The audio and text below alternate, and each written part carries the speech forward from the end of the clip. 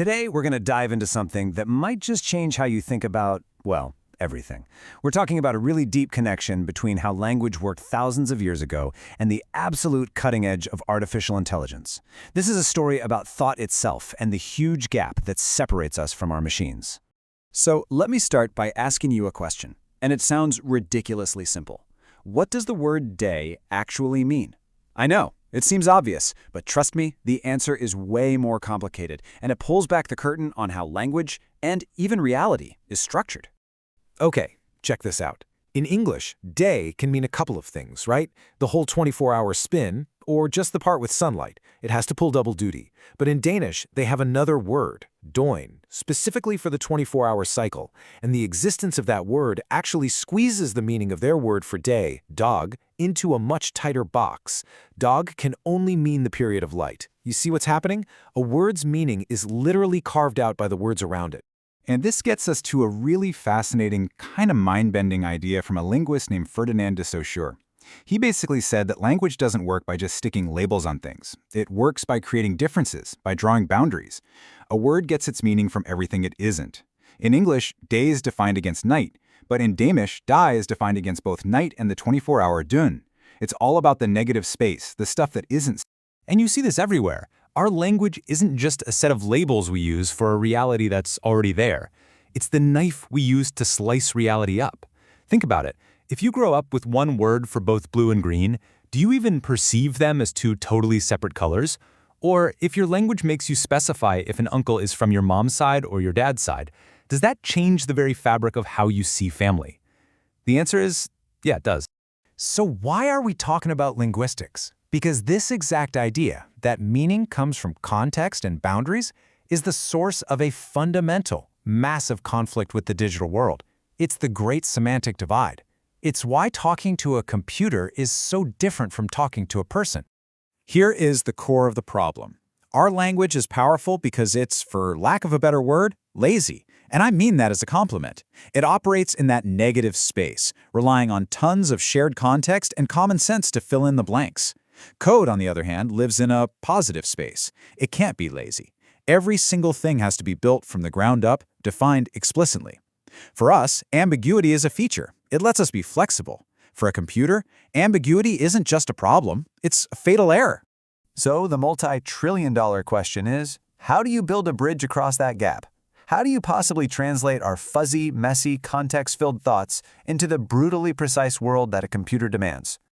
Well, this is exactly why large language models are such an absolute game changer. For the very first time, we have a piece of technology that doesn't just process the words we type, but it makes a really, really good guess at all the things we left out. They are the first engines that can navigate the blurry, undefined, negative space of human language. Let me walk you through this magic trick. You give it a super vague request, something like, write a script to clean some data. The LLM takes that and, using its training, it basically applies a kind of statistical common sense. It infers all the missing pieces. It guesses you mean Python, you're probably using a CSV file, and so on. Then it performs the final amazing step. It takes that whole cloud of possibilities and collapses it into the hard, explicit, positive space reality of code that actually runs. It's a translator between two completely alien ways of thinking. This chart just lays it out so clearly. Traditional code can only live in that middle column, the well-posed state. It's the Goldilocks zone, where everything is perfectly defined. But here's the thing. We almost never live there. We humans spend our entire lives in the other two columns. We start with vague, under-constrained ideas, and we're constantly juggling impossible, over-constrained demands. We have to negotiate and use common sense just to get to a problem we can solve. Code, it just throws an error. But, and this is a really big but, this translation process isn't perfect. And by looking at why it fails, we discover something really profound, maybe even a permanent weakness in how AI reasons today. This quote just nails it. The way current AIs solve problems is by searching. They fan out and explore billions of possible pathways to find an answer. But that only works if an answer actually exists inside the maze they've been put in. What happens when the answer isn't in the maze at all? Think of an AI's brain as millions of tiny probes bouncing around inside a sealed box. They can explore every single nook and cranny of that box faster than we can even imagine, but they can never, ever leave the box. Their reality is defined by those initial walls, the rules of the problem they were given. We humans, though, we can do something that feels like a superpower. We can be stuck on a problem for hours and then suddenly, in a flash of insight, realize the box is the problem. The assumptions are wrong, and we can just step outside of it entirely. And that's it. That's the secret sauce. A real genius isn't just solving problems, it's realizing the problem we've been given is the wrong one to solve. An AI is told, I need it cheap, fast, and high quality, and it just breaks, because those are conflicting goals. A human looks at that and says, okay, pick two. We know when the rules themselves need to be challenged. That's constraint defiance.